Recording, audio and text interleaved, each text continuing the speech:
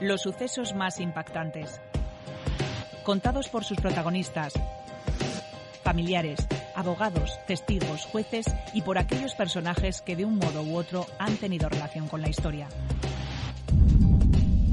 Asturias Negra, la serie de podcast de sucesos del Comercio.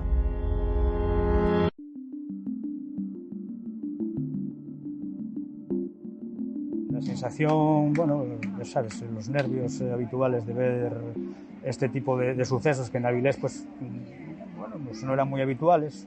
Hay alguna agresión, pero bueno, una agresión de esta magnitud, pues raramente la veíamos, por lo menos en aquellos tiempos. Lo que dice Gaspar es cierto. No es Avilés una ciudad que acostumbre a ser escenario de crímenes funestos, aunque pueda parecerle lo contrario a quien escuche los podcasts de Asturias Negra. Precisamente por eso, porque no es lo habitual, cuando los hay golpean como un mazo, y todo el mundo se pregunta quién, qué y por qué. A estas tres preguntas podremos responder hoy preservando, eso sí, la identidad de los protagonistas. Soy Cristina del Río, periodista del Comercio, y hoy les voy a relatar un suceso ocurrido en junio de 2013, cuando un joven cortó el cuello con un vaso a un vecino de Avilés. Salvó la vida de milagro, o mejor dicho, la salvó gracias a Gaspar y al resto de sus compañeros de la policía local de Avilés. Ahora se lo cuenta él mismo con la ayuda de Ignacio Hernando, el abogado del atacante. En 2013, hace 8 años, las noches de fiesta, de marcha en Avilés, porque este tipo de agresiones tan violentas suceden en una probabilidad muy alta con nocturnidad e intoxicación etílica mediante, ya estaban en declive. El descenso de la curva de natalidad era, y sigue siendo, evidente, con menos juventud en los bares de copas. Pero siempre hay profesionales de la noche, por llamarlos de alguna forma, que son esas personas a las que les gusta salir independientemente del día de la semana que sea y del tiempo que haga. Podrían ser los protagonistas de este suceso, puesto que tuvo lugar la madrugada de un viernes. Es decir, y lo aclaro, porque con esto de las madrugadas siempre hay un poco de lío, ocurrió bien pasada la medianoche del jueves y antes de que amaneciera el viernes. Un viernes 21 de junio, laborable. Esa madrugada de viernes, en la que entraba el verano, a pocos días de la festividad de San Juan, entre quienes se encontraban por los bares de copas del centro estaban Juan, extranjero asentado en la ciudad de 23 años, y Lorenzo. Son nombres falsos para que nos resulte más fácil identificar a cada uno de ellos más adelante. Juan, o Juana, porque ahora es una mujer, fue el atacante. Tanto él como Lorenzo son de sobra conocidos por muchísimos conciudadanos, porque el ataque fue sonado y en su día se publicaron fotos del juicio. Juan, además, era una persona llamativa, incluso histriónica, que llamaba la atención. Lorenzo, por su parte, era, por definirlo de alguna forma, un avilesino de toda la vida, al que era muy fácil tropezarse tanto de noche como de día por el centro, aunque por aquel entonces vivía en el concejo vecino de Castrillón. Hechas las presentaciones, pasemos a los hechos. Decíamos que en esa madrugada de viernes, tanto Juan como Lorenzo se encontraban en bares del casco antiguo, en concreto de la calle de Galeana. Tanto Juan como Lorenzo se encontraban con sus respectivos amigos, disfrutando de la noche. Pero ambos se conocían ya de vista y habían tenido rencillas previas. Juan dijo más tarde, cuando pudo explicarse en el juicio, y así lo corroboraron los amigos de Lorenzo, el agredido, que debido a su condición sexual era objeto de comentarios hirientes por parte de Lorenzo. Así lo recuerda su abogado. Era una mujer o una persona que andaba bastante por la noche, tenía una vida un tanto, digamos, azarosa, por decirlo de alguna manera, y bueno, conoció al agredido, y bueno, también es cierto que esta persona, el agredido, pues tuvo sus encuentros anteriormente a los hechos, donde parece ser que hubo algún tipo de comentario de índole a su condición, orientación sexual, ¿vale? Pero bueno, eso no fue lo más relevante del asunto. No es lo más relevante, como dice Ignacio Hernando, porque en realidad son los antecedentes, casi incluso la explicación del porqué de la agresión. Aquel día, Juan, cansado y envalentonado por la excesiva ingesta de alcohol, rompió el vaso que llevaba en la mano en el cuello de Lorenzo. Yo creo que lo que recuerdo es que el hecho en sí fue, desde mi punto de vista, bastante fortuito. ¿Fortuito en qué sentido? Pues en el sentido de que mi cliente, pues cuando estaba fuera del bar, pues simplemente fue a buscarla a este señor, en el sentido de, bueno, pues de hacer algún comentario, de increparla por algún tipo de relación que habían tenido anteriormente, no relación íntima, por supuesto, eso no lo quiero decir, pero sí habían tenido algún encuentro, pues algún comentario, alguna referencia a lo que te decía antes, a su orientación sexual, etcétera. El resultado fue que le seccionó la yugular y la carótida. Aquí lo que hubo, pues simplemente en ese sentido, fue una respuesta cuando se acercó esta persona a mi cliente y con un vaso que tenía en la mano, pues instintivamente le golpeó, con la desgracia de que las esquirlas del vaso pues le causaron un corte en la carótida. Lorenzo no murió de milagro. La situación fue bastante peligrosa para la salud de esta persona, porque gracias a Dios, pues bueno, pues pudo salir adelante con unas secuelas, evidentemente, pero salió adelante. Gracias a Dios es una forma de hablar. En realidad, pudo salir adelante gracias a los agentes de la policía local de Avilés. Cuando yo llegué observé a este señor, a la víctima, apoyado contra la pared, sangrando abundantemente por el cuello, con la camisa empapada en sangre y todavía pues pronunciaba alguna palabra. Inmediatamente empezó a apoyarse a la pared y resbalar hasta quedarse en cuclillas y a echar espumarajos de sangre por la boca. La cosa pintaba mal. El entonces agente de la policía local, hoy subinspector Víctor Gaspar García Robles, sigue recordando. El inspector, yo creo que acertadamente, pues y dado que la ambulancia pues tardaba en llegar, decidió meterlo en el vehículo y trasladarlo al hospital. Creo que por eso se salvó, porque vamos, ya le quedaba poca vida. Incluso después los compañeros que lo llevaron al hospital me comentaron que las enfermeras dijeron que era una autopista casi hacia el cielo, o sea que se salvó de milagro. ¿Qué pasó antes de la agresión? Lo sabemos por los testimonios del juicio, que siempre hay que asumir con cierta distancia y prevención.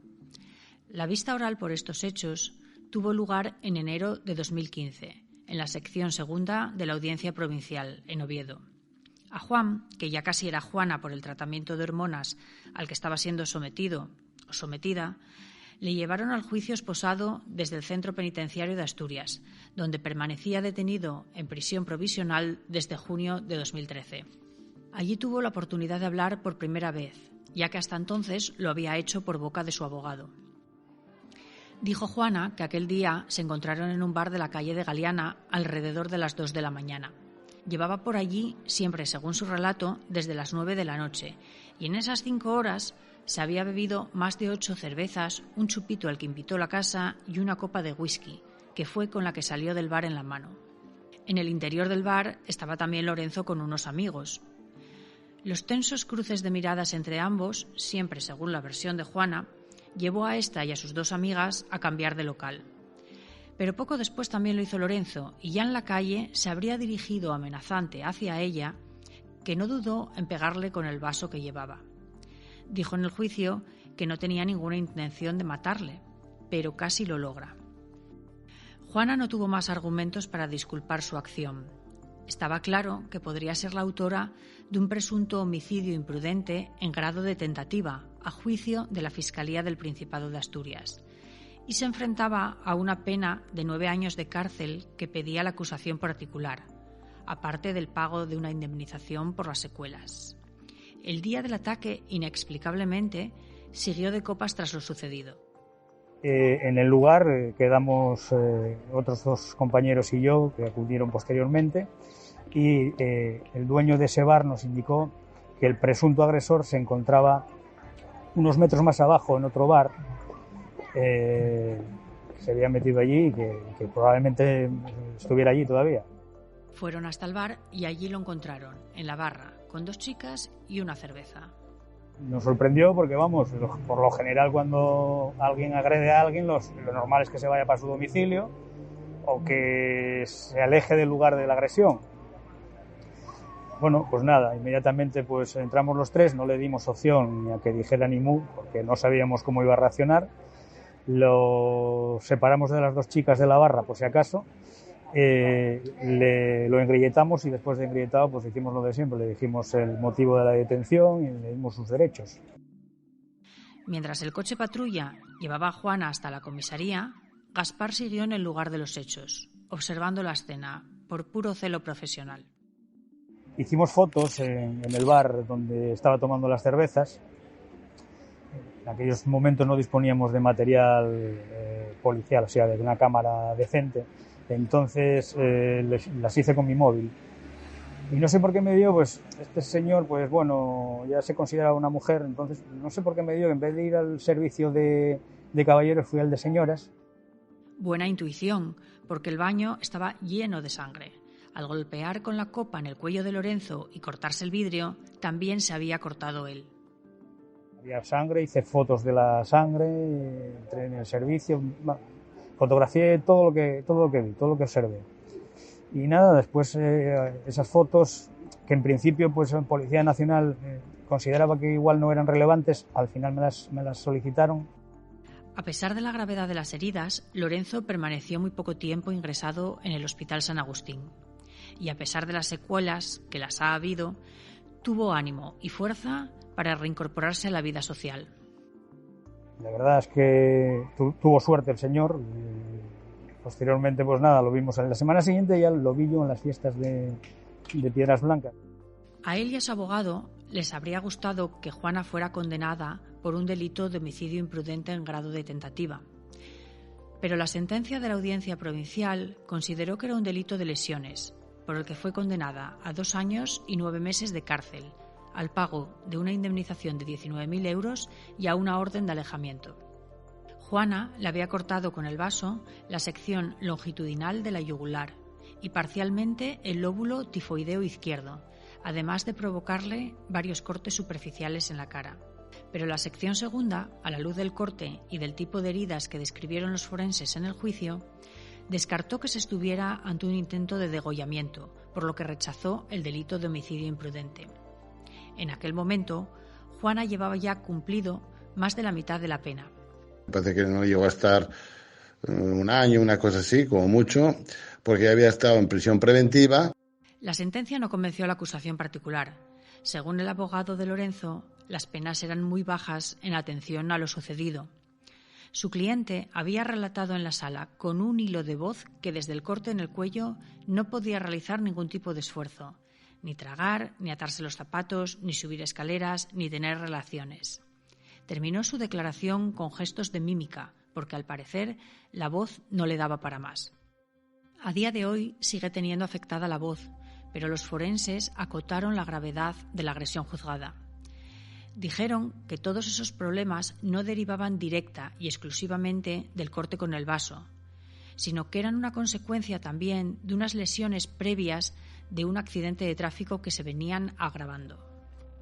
Tras esta condena, y dado que Juana estuvo poco más tiempo en prisión, hubo algún tipo de incidente menor.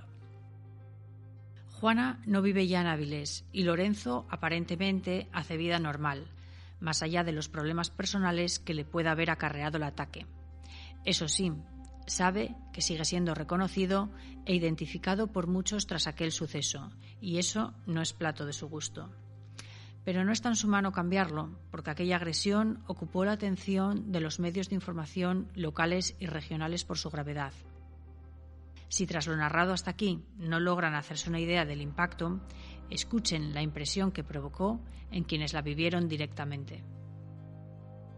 Ricardo Poladura, que es uno de mis compañeros que intervino en aquello, le taponó la herida al individuo este, y con la herida taponada lo trasladaron al hospital. Fue gracias a eso a lo que se salvó probablemente. Al margen de esto, manaba tanta sangre que los pantalones del compañero se llenaron completamente de sangre. Él no lo vio, era de noche, estaba con la tensión y la adrenalina y no se enteró de nada. Es más, daba la sensación de que era el más tranquilo de todos.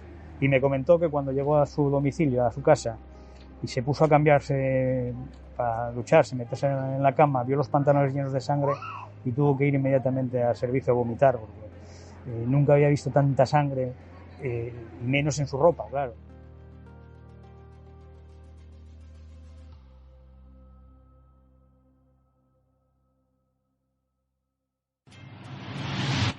Este podcast ha sido realizado por Cristina del Río en la producción y redacción y Carmen Muñiz en el montaje técnico.